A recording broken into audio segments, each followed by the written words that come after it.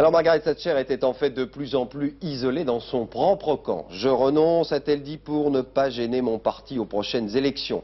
Il est vrai que les sondages étaient très mauvais pour elle depuis de nombreux mois, mais elle avait toujours réussi à retourner la situation. Âgée aujourd'hui de 65 ans, elle est la première femme à avoir accédé à ce poste en Grande-Bretagne et elle quitte le pouvoir sur un record de longévité.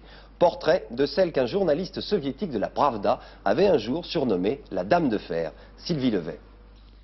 Coïncidence étrange que cette photographie, comme une page d'histoire doublement tournée sur la fin de la guerre froide et les dernières heures de pouvoir de la fille d'un épicier devenu Premier ministre, Margaret Hilda Thatcher, 65 ans, 11 ans de règne au 10 Downing Street.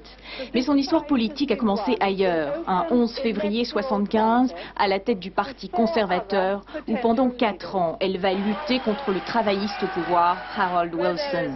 Avec brio, puisqu'en 1979, des élections la portent à la tête du gouvernement, elle et tous ses amis conservateurs. Désormais, le thatcherisme va pouvoir agir. En 1981, avec Bobby Sands et ses 9 acolytes, tous prisonniers républicains irlandais en grève de la faim pour obtenir un statut de prisonnier politique que la Dame de Fer n'accordera pas. Ils mourront. Idem avec les Malouines.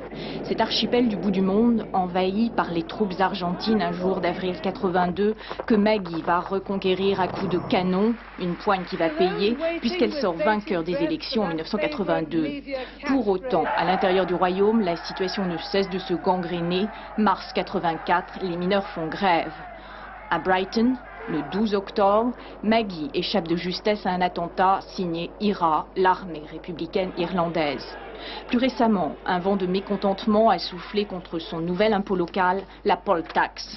En matière de politique étrangère, enfin, on retiendra son peu d'empressement à construire l'Europe et puis la lune de miel avec l'Amérique de Reagan hier, avec celle de George Bush jusqu'à ce matin, un président américain qui la salue des sables d'Arabie Saoudite.